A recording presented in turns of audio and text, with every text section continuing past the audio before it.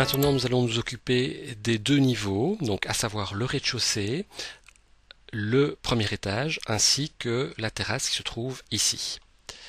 Donc je reviens sur SketchUp, je me repositionne comme ceci, je vais peut-être me positionner plus de cette façon.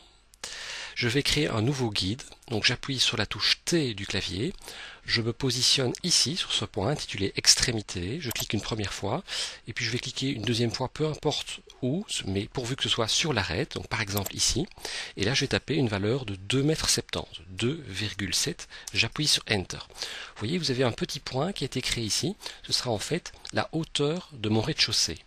Alors je vais maintenant appuyer sur la touche L, donc la touche ligne, la fonction ligne plutôt de SketchUp, je clique sur ce guide et je vais en face en ayant toujours l'axe vert bien visible, donc pas comme ceci, vous restez bien comme ceci, et lorsque vous arrivez en face sur l'arête, vous cliquez pour créer cette ligne-ci qui va séparer donc le rez-de-chaussée du premier niveau. Alors à noter que si nous reprenons l'image ici, nous avons donc une terrasse, alors nous allons ici avoir une hauteur, on va dire, de 15 cm peut-être.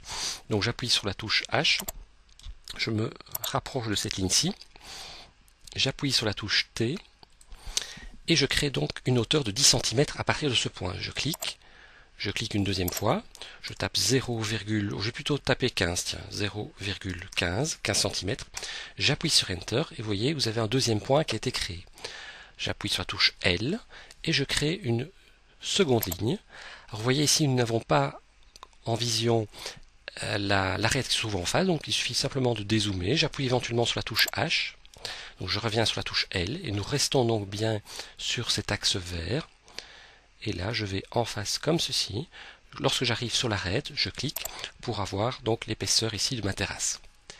Alors maintenant, nous allons reculer le rez-de-chaussée et le premier étage. En effet, si je regarde la photo, nous voyons ici que se retrouvent en retrait le rez-de-chaussée et le premier niveau. Alors nous estimons que ce retrait peut-être est de 2 mètres.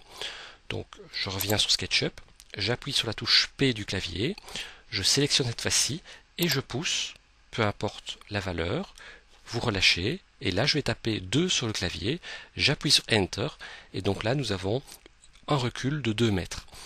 Pour le premier niveau, il suffit simplement de cliquer 2 fois rapidement, comme ceci, et nous avons donc les deux niveaux qui ont été créés.